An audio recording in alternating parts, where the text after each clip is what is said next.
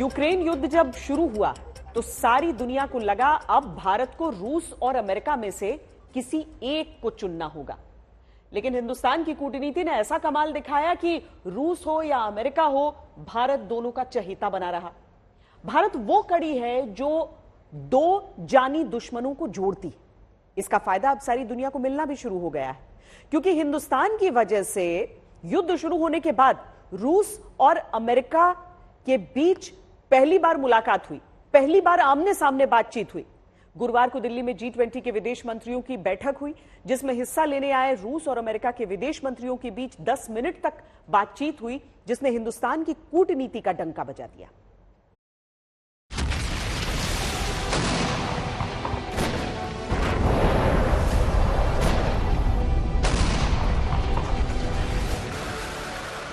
चौबीस फरवरी 2022 के बाद से रूस और यूक्रेन इसी तरह से लड़ रहे हैं। इस युद्ध को 1 साल से ज्यादा बीत चुका है और अब ये जंग तीसरे विश्व युद्ध के खतरे की तरफ बढ़ रही है। सारी दुनिया चाहती है कि युद्ध जल्द से जल्द खत्म हो, क्योंकि दोनों महाशक्तियों के बीच एक दूसरे के लिए नफरत बढ़ती जा रही है। Wait a second. One second. It's a shame. It's a shame, and this policy would fail. Everybody is asking when Russia is ready to negotiate, when Russia is ready to negotiate. The West continuously is saying that it is not time to negotiate yet because Ukraine must win in the battlefield before any negotiation. America और NATO को लेकर रूस के तेवर दुनिया को डरा रहे हैं, क्योंकि भारत में G20 से पहले दोनों देशों के बीच किसी भी तरह के संवाद को अब तक असंभव माना जा रहा था। लेकिन हिंदुस्तान ने इस नामुमकिन को मुमकिन कर दिखाया है। दिल्ली में G20 की बैठक में हिस्सा लेने आए रूस और अमेरिकी विदेश मंत्रियों ने करीब 10 मिनट तक मुलाकात की।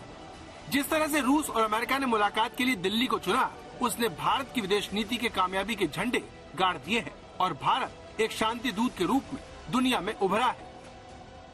I spoke briefly with Russia's Foreign Minister Lavrov on the margins of our G20 meeting today. I urged Russia to reverse its irresponsible decision and return to implementing the New START treaty.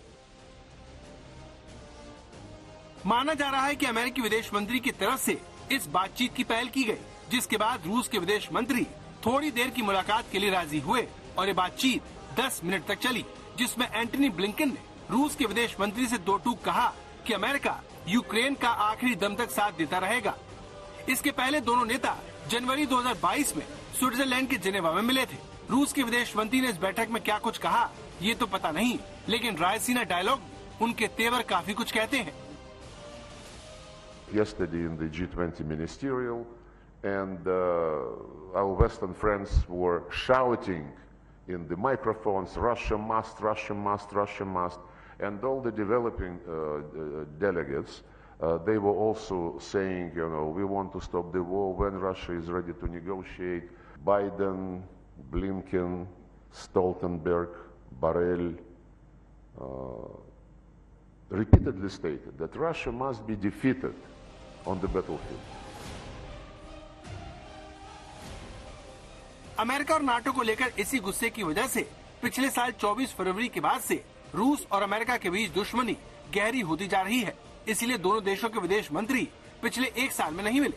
दोनों आखिरी बार युद्ध से 1 महीने पहले Switzerland के Geneva में मिले। इसके बाद पिछले साल बाली में हुए G20 सम्मेलन में रूस और अमेरिकी विदेश मंत्री पहुंचे, लेकिन अमेरिकी गुट के बर्ताव को देखते हुए लावरोव बैठक को बीच में ही छोड़कर चले गए। इसके बाद ऐसा पहली बार है जब दोनों नेता मिले और बातचीत हुई, हालांकि दोनों में मतभेद बरकरार है। They don't remember about 1999 when Serbia was bombed? Wait a second. If you believe that the United States has the right to declare a threat to its national interest any place on earth, like they did in Yugoslavia, in Iraq, in Libya, in Syria, 10,000 miles across the Atlantic Ocean, and they have the right to do so, and you don't ask them any questions. अब आप सोच रहे होंगे कि इस 10 minute की मुलाकात को इतना महत्व क्यों दिया जा रहा है, इससे क्या हो जाएगा? तो इतना समझ लीजिए कि किसी भी युद्ध का अंत बातचीत की टेबल पर ही होता है। युद्ध वर्षों नहीं चल सकते, इसीलिए हर युद्ध के बाद दोनों पक्ष आमने सामने बैठकर मामला सुलझाते हैं, जिसका पहला संकेत पिछले साल प्रधानमंत्री नरेंद्र मोदी ने पुतिन को दिया था और दुनिया की वाहवाही बटोरी। आज का युग युद्ध का है नहीं, और हमने फोन पर भी कई बार आपसे इस विषय में बात की है कि डेमोक्रेसी और डिप्लोमेसी और डायलॉग, ये सारी बातें ऐसी हैं कि जो दुनिया को एक स्पर्श करती है। प्रधानमंत्री मोदी के इस बयान को युद्ध से परेशान दुनिया ने हाथों हाथ लिया। सारी दुनिया को भारत में एक शांति दूत दिखने लगा। इसकी वजह भारत की दोनों देशों से करीबी थी। दुनिया में भारत ही इकलौता देश है जो अमेरिका और रूस दोनों का करीबी दोस्त है। सबसे बड़ी बात, रूस के राष्ट्रपति व्लादिमीर पुतिन पीएम मोदी को सच्चा देशभक्त बताकर उनकी तारीफ कर चुके हैं। इसलिए दुनिया को यकीन था कि अगर कोई एक देश और नेता है जो अमेरिका और रूस को साथ ला सकता है तो वो भारत और नरेंद्र मोदी ही होंगे। Prime Minister Modi is one of those people in the world who is capable of conducting an independent foreign policy in the interests of its nation.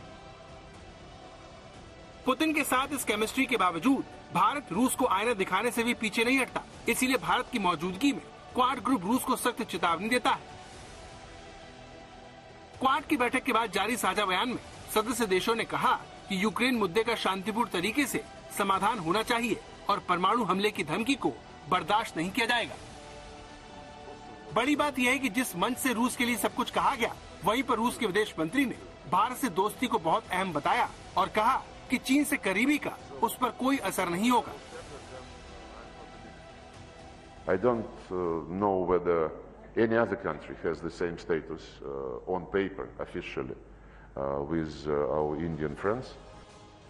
तो जो रूस अमेरिका और नाटो को मिटा देना चाहता है वो भारत को खास दोस्त बताता है। वहीं अमेरिका रूस से सस्ता तेल खरीदने और रूस की आलोचना न करने के बावजूद भारत की धरती को रूस से मुलाकात के लिए चुनता है। यानी भारत रूस और अमेरिका के बीच इकलौती अहम कड़ी है जो दोनों को जोड़ती है। दोनों पक्ष उसकी इज्जत करते हैं।